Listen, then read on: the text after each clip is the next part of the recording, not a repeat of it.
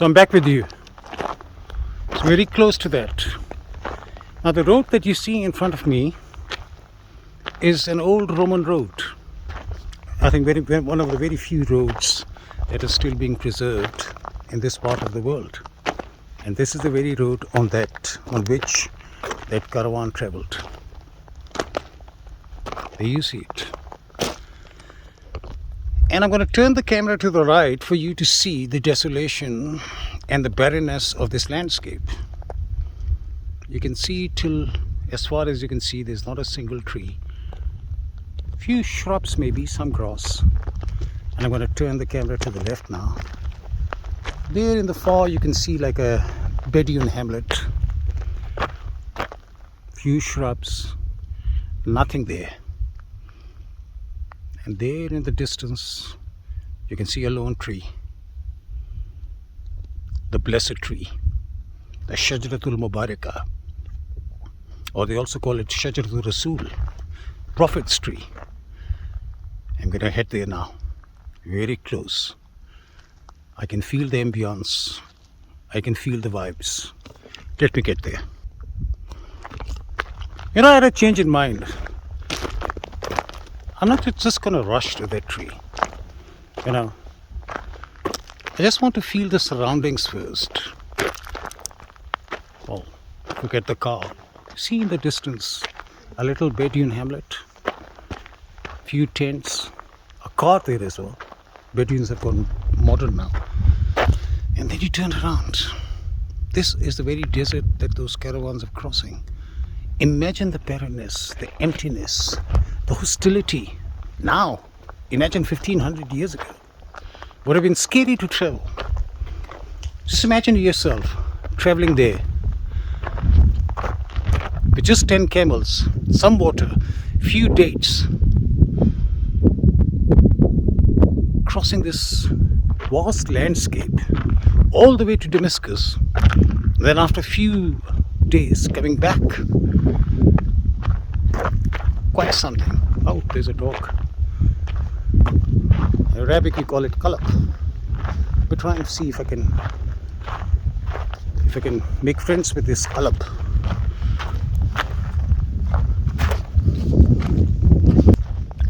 I just want to, at least I can walk like a few meters to try and get to that kalab. I hope he's doesn't attack me.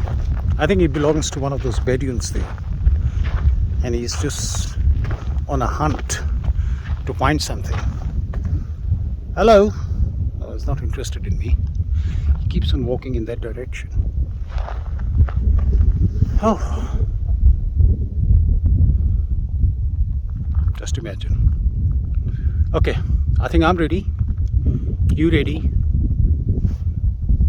Let's get to the tree. So dear fellow hankers, I think we got there. The pictures that you or I would have seen last time when I came here many years ago, this place had nothing. There was no structure, there was no building. There was just this old Roman road that I showed you. And in fact we traveled on that Roman road. Now there's a proper gravel road, there's a proper cement road.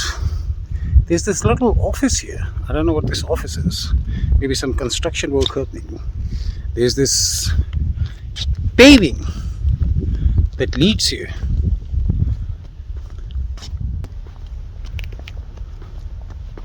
And we're going to go out onto the paving. Then you get this little minaret or a dome with a crescent on top, signifying the Islamic tradition.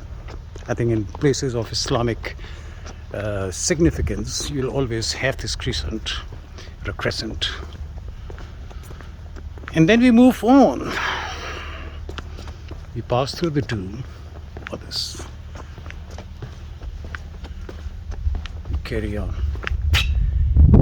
Brace yourself. There, in front of you and me, is the blessed tree. And you still see, I'm still going to pan my camera to the right. As far as you can see, there's not a single tree. As far as on your left, you see there's nothing but maybe a few shrubs that these Bedouin people use it actually to burn because they catch fire quickly. There's an Arabic name to it. I think it's tamar or something, I forgot. And those are those shrubs. And that's it. Nothing. As far as you can see. North. Behind me, south. East. On my right. West on my left. Nothing. Absolutely. Except this one tree. When I enter, they've put in a little fence around it, which I think is a good idea. You know, just to stop people accessing their cars. When I came here last, the Bedouins would just drive in their buckies and they would park right next to the tree. So they've prevented that from happening. You need to you park your car far and then you walk on there. Then you pass through this gate. So they've made it like a proper shrine. And there are some people here. And then these are the gods. Assalamu alaikum. And there you have it. Come far. Last time it took us 6 hours because the roads were bad. We could last for 14 kilometers. We had to travel on this old Roman stroke gravel road. Now there's a proper road, so it was much quicker. 3.5 hours from Amman. And there you see a group of tourists there. Muslim, I don't know if I can call them pilgrims. Probably they are, I don't know. A pilgrim is a person by definition that travels far for a religious or a spiritual experience. So probably they are pilgrims like myself. Trying to figure out which country are they from. I think Indonesians.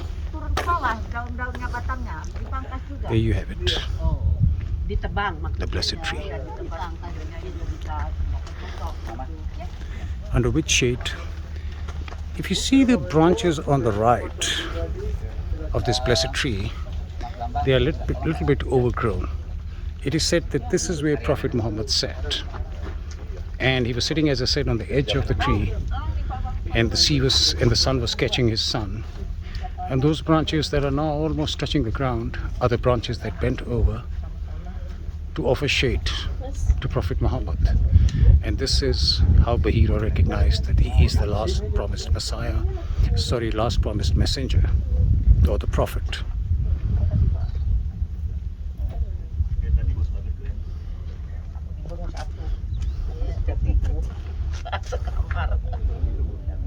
I must say I don't like this thumbs up.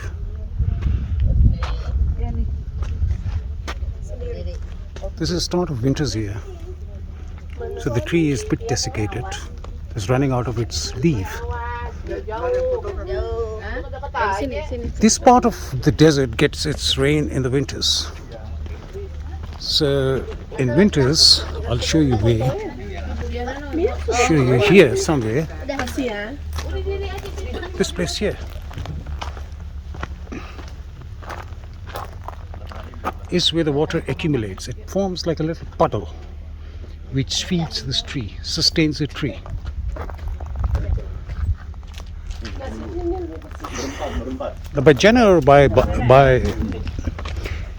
By science, this tree is an Atlantic pistachio tree. Obviously, it's far beyond its fruit-bearing age, but that's what it is. It's an Atlantic pistachio tree, which is not uncommon in this area. You do get Atlantic pistachio trees.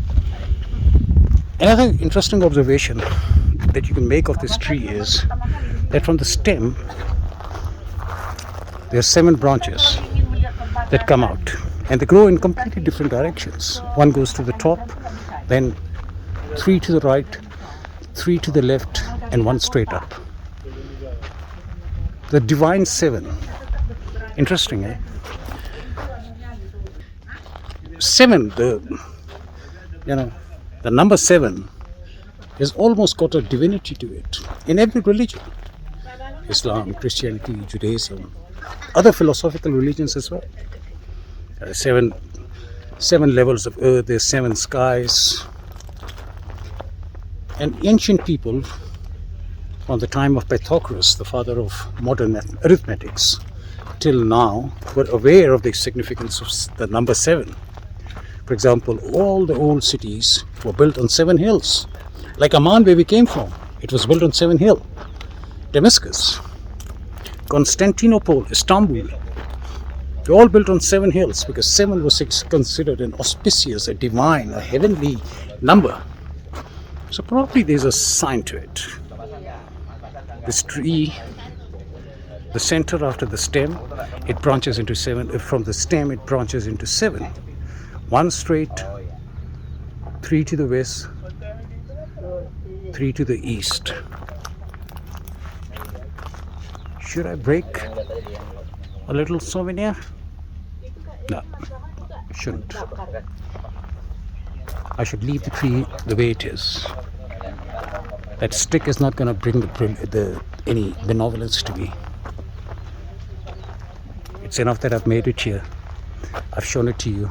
I'm just going to go around the tree to show you one more time so you can feel its benevolence, the ambience and the blessing.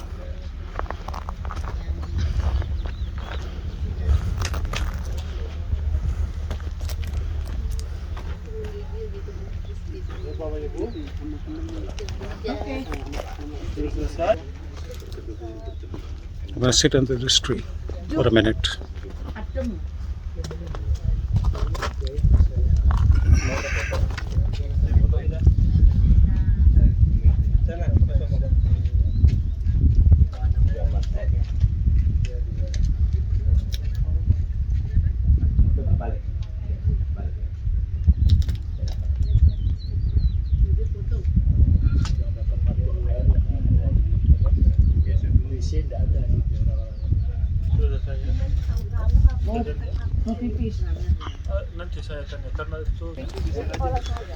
Our Indonesian pilgrims are about to leave, so then I'm going to be left alone with this tree. There's no one else. While they leave and I get my moment to be one-on-one with them, I just want to show you something else. That little, like an office where the security guard's sitting, it is said through the local traditions. And as I've always said, there are 3 kinds of history. There's a written history, there's an oral history, and there's a local history. You can get aware of the first 2 histories by just reading or meeting people. But the local history you'll never find out unless you get to that place. And that's why traveling is so important. It gives you that local addendum, that local condiment to the established history. The local Bedouin people tell me that this little, where the little office is, was the little sand dune or the hillock where Bahira sat. That's where he sat and observing the caravan. And you can just imagine, caravan coming from that direction, further right up there, then sitting under the tree, and that's where Bahira was watching the tree, or watching the caravan. You know?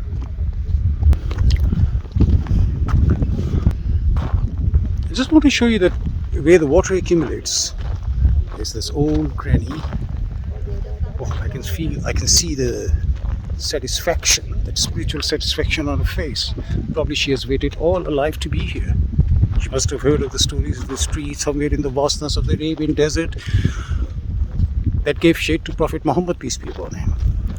And all her life she dreamt of, desired of, hankered to be under the shade of this tree. And today she succeeded. And I could see that satisfaction, that blessing on her face. So as you can see and you can figure out, in front of you is this area where, and you can see this, actually it is, these are watermarks. This is where the water accumulates. As I said, in deserts in this part you get some winter rains. It is winters now, just the start of the winter, and probably the rain will come in another 2 or 3 weeks, the local people tell me, and then the water will run down because this spot is slightly downhill, and then it will accumulate here and then feed the tree, to sustain the tree. To show you that the tree is still alive, you can still see As I showed you just now, the green leaves on there. My Indonesian fellow pilgrims have left. This one last lady is leaving now, and then I'm alone with this tree.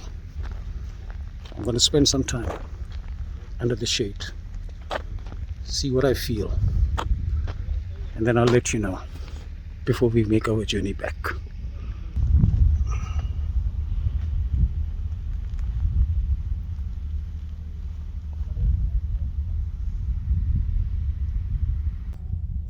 So we have come to our excursion or our pilgrimage to the blessed tree. Interestingly, the Jordanian government has only recently given recognition to this tree after many years of research by the Syrian, Jordanian and the Saudi scholars. The Jordanian government made a committee who researched, and they researched the ancient Islamic traditions, history, Roman accounts of the caravans traveling from Yemen, Mecca to Damascus. And after many years of research, they established that this is indeed the tree under which sat Prophet Mohammad, may peace be upon him, and he was recognized by the Christian monk Bahira. Very fascinating. But as I said earlier, local traditions are different, or local history is different. The local Bedouin tribes living here were always aware of the sanctity of this tree. They had many names for the tree. They call it Shajaratul Mubarakah, the blessed tree. Al-Baqawiya or Shajaratul Rasul means the prophet's tree. But most commonly, it is known as the last living Sahabi, the last living companion of Prophet Muhammad, may peace be upon him. And we have just visited the last living Sahabi. Thanks for being with me till we join on another relic, shrine or tomb in this blessed land. See you again. Ciao, adios, hambagatle, Allah Hafiz, wada, masalam, goodbye.